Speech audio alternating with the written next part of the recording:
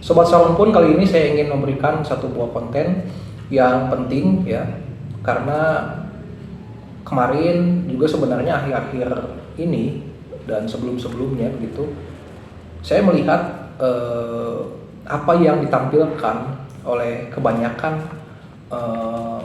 aktris ya atau seniman-seniman ya ataupun public figure Kristen, tetapi perkataan ataupun mungkin tindakan ya yang dicerminkan lewat entah karya-karyanya ya di sosial media ya itu tidak mencerminkan pengajaran maupun teladan dari Yesus Kristus tentu saja. Belakangan ini saya melihat dari channel Kristuber gitu, dia mengomentari percakapan dari channelnya Deddy Corbuzier begitu yang mempertemukan seorang seniman atau public figure Kristen dan juga seorang yang katanya Habib begitu ya.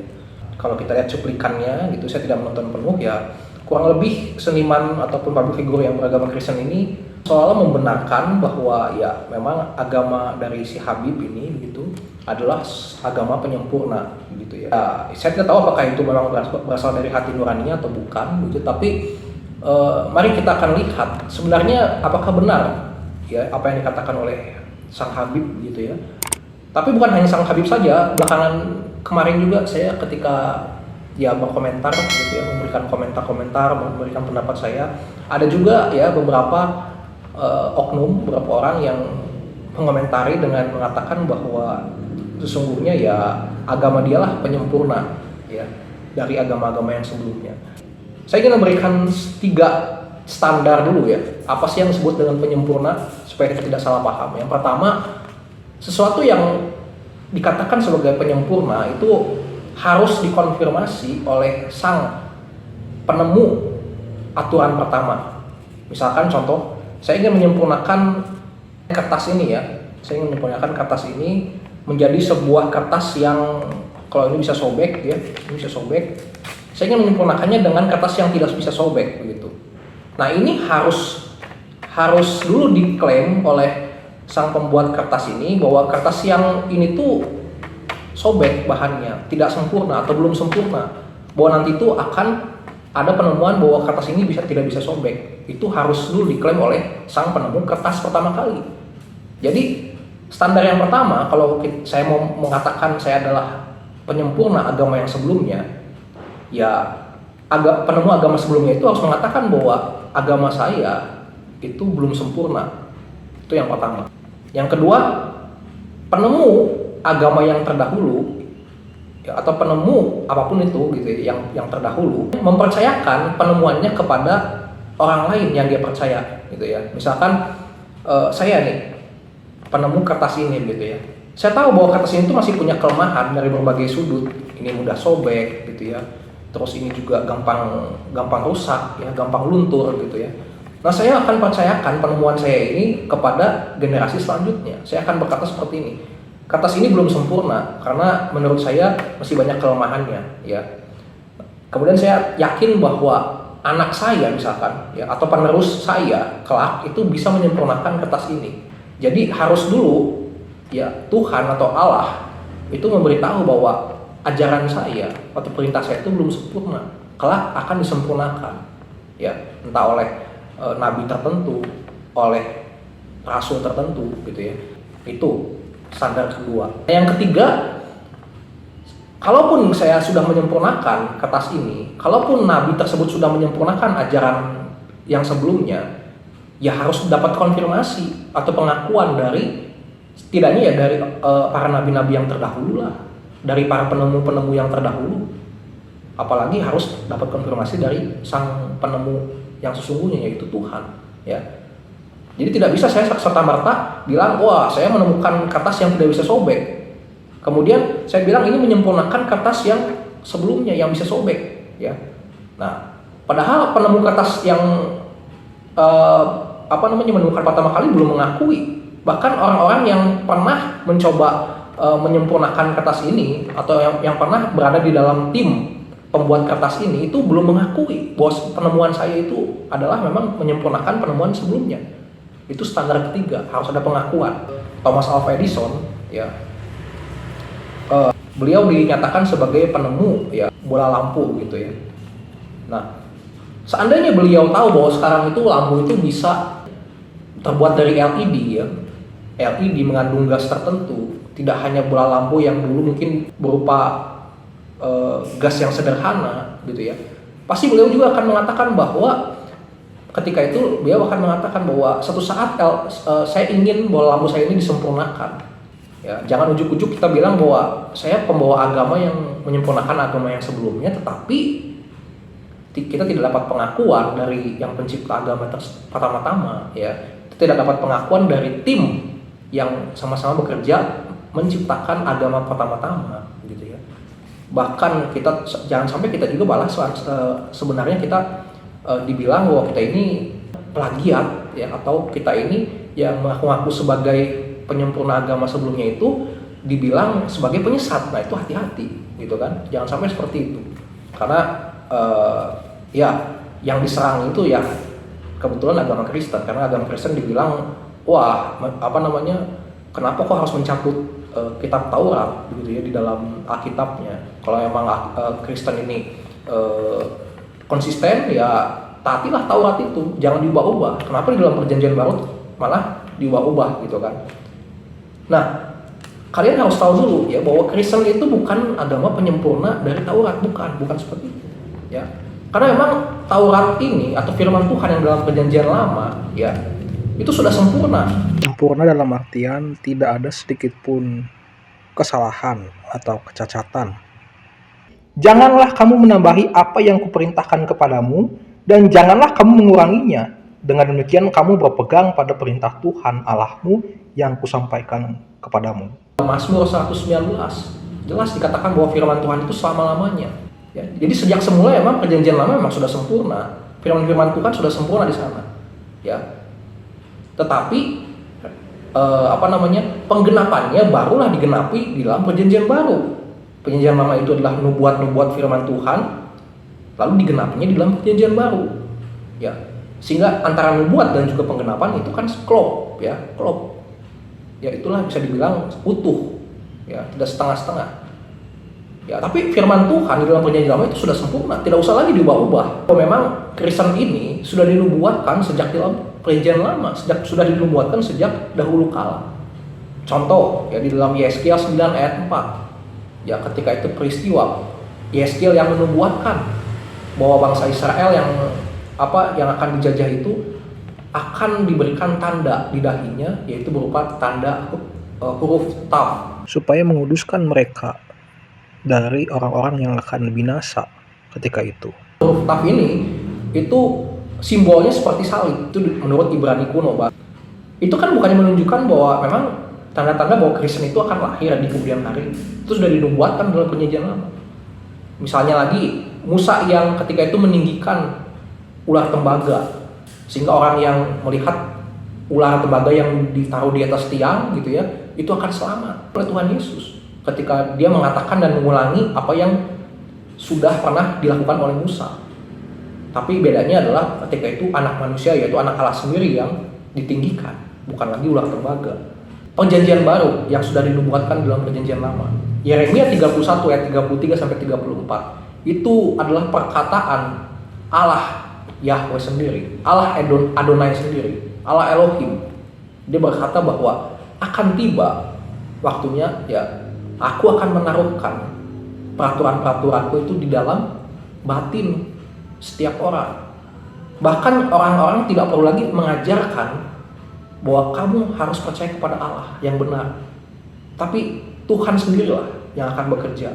Makanya tidak heran sekarang banyak yang murtadin gitu ya, yang percaya bukan hanya karena pengajar, tetapi karena dia mendapatkan penglihatan, dia mendapatkan pengalaman bersama dengan Tuhan. Ya, Roh Kudus bekerja di sana.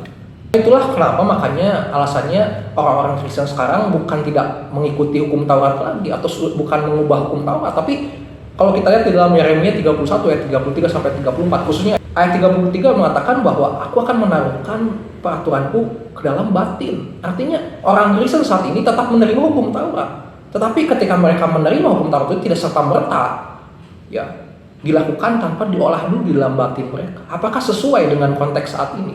Apakah saya tetap harus melanjutkan sunat? Ya, sedangkan Tuhan Yesus ya mengatakan bahwa yang penting adalah sunat hati. Tuhan Yesus sudah menggenapi seluruh hukum Taurat. Apakah saya tetap harus melakukan sunat itu? Ya kalau dalam batin saya mengatakan konteksnya saat ini, saya sehat, misalkan saya bersih secara kesehatan, secara medis, ya saya ingin sunat, ya silahkan. Tapi kalau dalam batin saya mengatakan saya tidak mau sunat, karena apa? Karena misalkan saya belum siap, gitu ya. Dan saya mengatakan bahwa untuk apa lagi? Karena Tuhan Yesus sudah sempurna, ya. Dia membawa hukum Taurat, menggenapi hukum Taurat. Ya artinya saya hanya berserah kepada Tuhan Yesus saja, bukan lagi kepada peraturan tentang sunat. Dan sunat pun tidak memberikan keselamatan dalam Tuhan Yesus, ya sudah, tidak perlu sunat. Karena batinnya mengatakan demikian, ya, dan tidak bertentangan dengan firman Tuhan. Ya karena Tuhan sudah menaruhkan perjanjian baru itu, peraturan-peraturannya itu di dalam batin kita, bukan lagi di dalam batu. Kalau begitu di mana bukti kalau memang perjanjian baru ini, ya khususnya Kristen ini gitu ya, ini diakui oleh Tuhan Adonai, ya karena kan tadi saya bilang bahwa harus ada diakui, ya sesuatu yang kita temukan itu harus diakui oleh penemuan yang sebelumnya, ya. Nah diakuinya itu seperti apa? Nah, ketika dia di atas gunung, dia bersama dengan murid-muridnya ketika itu, ya yaitu Yohanes dan Yakobus, ya mereka menyaksikan bagaimana Tuhan Yesus itu menunjukkan tubuh surgawinya. Ya, kemudian di sampingnya ada Musa dan Elia, ya, yang menampakkan dirinya, kemudian bercakap-cakap dengan Tuhan Yesus. Setelah itu ada suara dari surga, Bapaknya di surga mengatakan, inilah anakku yang kukasihi. Ya, ya ini kan artinya ada kesaksian, ada pengakuan dari Bapa di surga, dan juga dari nabi-nabi yang sebelumnya, sebelum Yesus lahir ke dunia, kepada Tuhan Yesus, kepada Kristus. Jadi kan terbukti bahwa Kristen itu diakui bahkan oleh nabi-nabi sebelum, dia dinubuatkan ia, diakui ia, gitu ya. Nah yang bahaya ini yang agama yang mengatakan bahwa dia mengaku adalah penyempurna agama sebelumnya. Ya padahal yang pertama, kalau kita melihat ya ini sebagai pembanding saja, padahal aturannya itu diubah, contohnya ya. Diubahnya apa? Misalkan arah kiblatnya yang tadinya oleh Adonai ke Yerusalem diubah, ya. Kemudian cara berkurban juga sembarangan, ya. Kemudian lagi, ya, waktu untuk sunatnya, ya salah satunya peraturan untuk sunat itu juga berubah, ya, diubah. Apakah itu disempurnakan? Ya, tidak ada dapat konfirmasi. Lagian penemuan-penemuan yang mengatakan bahwa agama saya itu menyempurnakan agama yang sebelumnya tidak diakui kan oleh nabi-nabi yang sebelumnya, tidak diakui oleh rasul-rasul sebelumnya, bahkan tidak diakui oleh Tuhan dalam perjanjian lama, dalam Tuhan yang ketika itu menyertai Musa, menyertai Abraham, ya, malahan bertentangan. Nah lagian ini kalau kita berpikir jernih gitu ya, kalau kita katakan bahwa iman saya atau agama saya atau pengajaran saya itu menyempurnakan pengajaran yang sebelumnya atau menyempurnakan agama yang sebelumnya, bukankah ini artinya tidak adil, ya? Artinya ketika itu Allah memberikan perintahnya atau memberikan ajarannya, atau katakanlah Allah ketika itu menurunkan agamanya itu setengah-setengah, belum sempurna, ya katakanlah kepada Musa, kepada Abraham. Bisa saja orang-orang yang hidup saat itu protes ke Tuhan kan, loh Tuhan, enak dong orang-orang yang saat itu hidup di zaman agama yang sudah disempurnakan. Ya iya, mereka akan hati-hati hidupnya. Kenapa? Karena setiap peraturan sudah diperbarui, semakin baru, semakin ada lagi peraturan-peraturan tambahan yang lain, semakin ketat, ya kan? Terus kesalahan-kesalahan yang zaman dulu itu diperbarui, ya disempurnakan, ya. Loh kami bagaimana? Ya kan? Mereka bisa protes aja seperti itu kalau mereka mau. Berarti kan tidak mungkin ajaran atau agama yang sebelumnya itu disempurnakan, karena memang sudah sempurna. Tinggal bagaimana penggenapannya, bagaimana prakteknya di saat ini, ya di konteks saat ini. Nah itu yang harus menjadi perenungan bagi kita. Dikatakan Tuhan Yesus sekali lagi bahwa dia datang bukan untuk meniadakan, tetapi untuk menggenapi. Menggenapi dengan menyempurnakan itu tentu berbeda ya. Menggenapi itu berbicara tentang apa yang sudah dirancangkan sejak dahulu, itu digenapi. Contohnya, misalkan saya ini adalah perancang desain, ya desain pakaian. Ya saya merancang misalkan nanti di tahun depan saya ingin membuat pakaian yang bisa membawa saya contohnya terbang, ya tanpa bantuan alat lain. Pokoknya pakaian itu bisa membuat saya terbang, ya. Sekarang memang saya belum mewujudkan hal itu, tetapi sudah ada di dalam pikiran saya. Saya bisa merancangnya lewat misalkan teknologi sekarang itu ada animasi, ya. Saya bisa membuatnya di dalam komputer, tapi belum bisa saya cetak. Nah nanti wujudnya, cetakannya itu baru terwujud di tahun depan. Apa yang menghalangi saya? Bisa saja misalkan saya itu sakit-sakitan, umur saya sudah tidak panjang lagi sehingga saya percayakan kepada generasi selanjutnya, ya kan?